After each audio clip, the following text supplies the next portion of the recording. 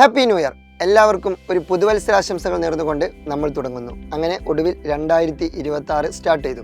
നമുക്ക് എല്ലാവർക്കും ഒരു മൈൻഡ് ഉണ്ടായിരുന്നു 2026 ആവട്ടെ, എന്നിട്ട് നന്നാവാം, എന്നിട്ട് സൂപ്പറാക്കാം, എന്നിട്ട് അടിപൊളിയാക്കാം, കുറേ പ്ലാനും കാര്യങ്ങളൊക്കെ ഉണ്ട്. ഫൈനലി നമ്മളൊരു സത്യം മനസ്സിലാക്കേണ്ടിയിരിക്കുന്നു, 2026 ആയി.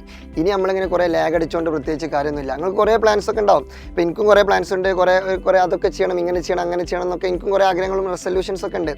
ജസ്റ്റ് ഫസ്റ്റ് ഓഫ് ഓൾ നിങ്ങൾ എന്ത് ചെയ്യുക, നിങ്ങൾ റെസൊല്യൂഷൻ വെറുതെ ഒന്ന് കമൻറ്റ് ചെയ്യുക. അതായത് നിങ്ങൾക്ക് എന്തൊക്കെ ആഗ്രഹങ്ങളുണ്ട്, എനിക്ക് അങ്ങോട്ട് പോകണം, ഇങ്ങോട്ട് പോകണം, അങ്ങനെ ചെയ്യണം, ഇങ്ങനെ ചെയ്യണം, അങ്ങനെ കുറച്ച് കാര്യങ്ങളൊക്കെ നിങ്ങൾക്ക് ഉണ്ടാവുമല്ലോ.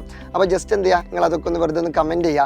കാരണം നമുക്ക് വെറുതെ ഇങ്ങനെ വായിച്ചു വെക്കാം ആർക്കൊക്കെ എന്തൊക്കെ പരിപാടികളുണ്ട്. അപ്പോൾ നമുക്കതിൽ നല്ലത് എന്തെങ്കിലുമൊക്കെ ഉണ്ടെങ്കിൽ നമുക്കും ചൂസ് ചെയ്യാമല്ലോ. നമുക്കതൊക്കെ എന്ത് ചെയ്യുക, ജസ്റ്റ് സെലക്ട് ചെയ്ത് നമ്മുടെ ജീവിതത്തിൽ നമുക്ക് എന്ത് ചെയ്യാം, അപ്ലിക്കബിൾ ആക്കാം. അപ്പോൾ വെറുതെ എന്ത് ചെയ്യുക, ചുമ്മാ ഒന്ന് കമൻറ്റ് ചെയ്യുക. എന്തൊക്കെ ഉണ്ട് ഞാനൊന്നും അറിയട്ടെ, നമുക്ക് എല്ലാവർക്കും പരസ്പരം അങ്ങോട്ടും ഇങ്ങോട്ടൊക്കെ എന്ത് ചെയ്യുക, ജസ്റ്റ് ഒന്ന് വായിച്ചു നോക്കിയിട്ട് രസം കൊള്ളാം.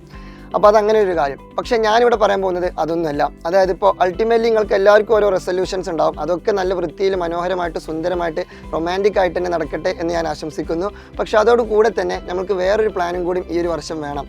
അതായത് ഈ ഒരു വർഷത്തെ അക്കാദമിക് ഇയറിൽ നിങ്ങളുടെ ഒരു പരീക്ഷ ഇനി ബാക്കിയുണ്ട്. അതായത് മാർച്ചിൽ ഒരു എക്സാം കൂടി നിങ്ങൾക്ക് ബാക്കിയുണ്ട്. ഇപ്പോൾ ഓണം എക്സാം കഴിഞ്ഞു, ക്രിസ്മസ് എക്സാം കഴിഞ്ഞു, ഇനി ഒരു പബ്ലിക് എക്സാം കൂടി നിങ്ങൾക്ക് ബാക്കിയുണ്ട്. ഏത് ക്ലാസ്സിലുള്ള സ്റ്റുഡൻസ് ആവട്ടെ, നിങ്ങൾക്ക് എല്ലാവർക്കും ഒരു പബ്ലിക് എക്സാം ഇനി ബാക്കിയുണ്ടല്ലോ.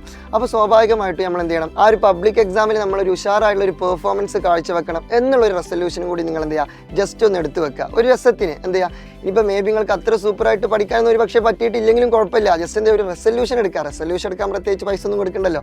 അപ്പോൾ എന്താ ഒരു റെസൊല്യൂഷൻ ഫസ്റ്റ് സെറ്റ് ചെയ്യുക, ഗോൾ സെറ്റ് ചെയ്യാം. അതായത് ഞാൻ ഈ വർഷം അടിപൊളിയാക്കും, ഈ വർഷം ഞാൻ പബ്ലിക് എക്സാമിന് സൂപ്പറായിട്ട് പഠിക്കും. എന്നിട്ട് എന്ത് ചെയ്യുക, അതിനുള്ള പരിപാടികൾ ചെറിയ രീതിയിൽ ഇങ്ങനെ തുടങ്ങി വെക്കുക. ഇപ്പോൾ ലൈക്ക് നമ്മളെ ബാച്ചുകളിലൊക്കെ എന്ത് ചെയ്തിട്ടുണ്ട്, റിവിഷൻ സീരീസ് ഒക്കെ സ്റ്റാർട്ട് ചെയ്ത് തുടങ്ങിയിട്ടുണ്ട്. അപ്പോൾ നിങ്ങൾക്ക് വേണമെങ്കിൽ എന്ത് ചെയ്യാം, നമ്മളെ ബാച്ചിലും ജസ്റ്റ് എന്ത് ചെയ്യാം, ജോയിൻ ചെയ്യാം. ഏതായാലും എന്ത് ചെയ്യുക, ഉഷാറായിട്ട് പഠിക്കുക. ഇപ്പോൾ ഫോർ എക്സാമ്പിൾ എല്ലാവർക്കും ഫുൾ A+ വാങ്ങിക്കാനുള്ള ഒരു ക്യാപ്പബിലിറ്റി ഒന്നും മേ ബി ഉണ്ടായിക്കൊള്ളുന്നില്ല. ഇപ്പോൾ തീരെ ഒരു ഐഡിയ ഇല്ലാത്തൊരു കുട്ടിയോട് എന്തായാലും ഫുൾ A+ വാങ്ങിക്കണം, അതായിരിക്കണം നിൻ്റെ റെസൊല്യൂഷൻ, അങ്ങനെയൊന്നും പറഞ്ഞാൽ ഒരു ലോജിക്കില്ല. നമ്മളൊരു കപ്പാസിറ്റി അറിയാലോ. ഇപ്പോൾ 2 A+ വാങ്ങിക്കാൻ കഴിവുള്ളൊരു ചെക്കൻ എന്ത് ചെയ്യുക, മാക്സിമം പഠിച്ചു കഴിഞ്ഞാൽ, മാക്സിമം എഫേർട്ട് ഇട്ട് കഴിഞ്ഞാൽ അവനക്ക് മേ ബി പബ്ലിക് എക്സാമിന് ഒരു 3-4 A+ വാങ്ങാൻ പറ്റും. അവൻ അത് ചെയ്താൽ മതി, കുഴപ്പമില്ല.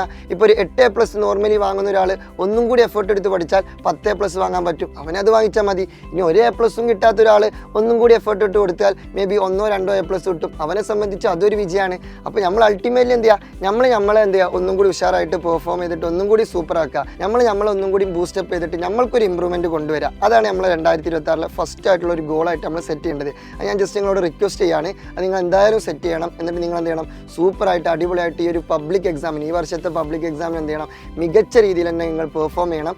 അതിന് വേണ്ടിയിട്ട് ഞാൻ ആത്മാർത്ഥമായിട്ട് എന്ത് ചെയ്യുന്നു, നിങ്ങൾക്ക് ആശംസ തരുന്നു. പിന്നെ അതുപോലെ തന്നെ അടുത്ത വർഷം, അതായത് ഇപ്പോൾ ഫോർ എക്സാമ്പിൾ നിങ്ങൾ 8ാം ക്ലാസ്സിലാണെങ്കിൽ അടുത്ത വർഷം 9-ലായിരിക്കും, 7ാം ക്ലാസ്സിലാണെങ്കിൽ അടുത്ത വർഷം 8-ലായിരിക്കും, 9ആണെങ്കിൽ അടുത്ത വർഷം 10-ലായിരിക്കും. ആ ഒരു വർഷം നമുക്ക് എന്ത് ചെയ്യണം, സൂപ്പറാക്കണം. കാരണം അതും 2026 ഒരു ഭാഗമാണ്. നിങ്ങളുടെ അടുത്ത വർഷത്തെ ഓണം എക്സാമും ക്രിസ്മസ് എക്സാമും ഒക്കെ ഈ ഒരു ഇയറിലാണ് വരുന്നത്, 2026 വരുന്നത്.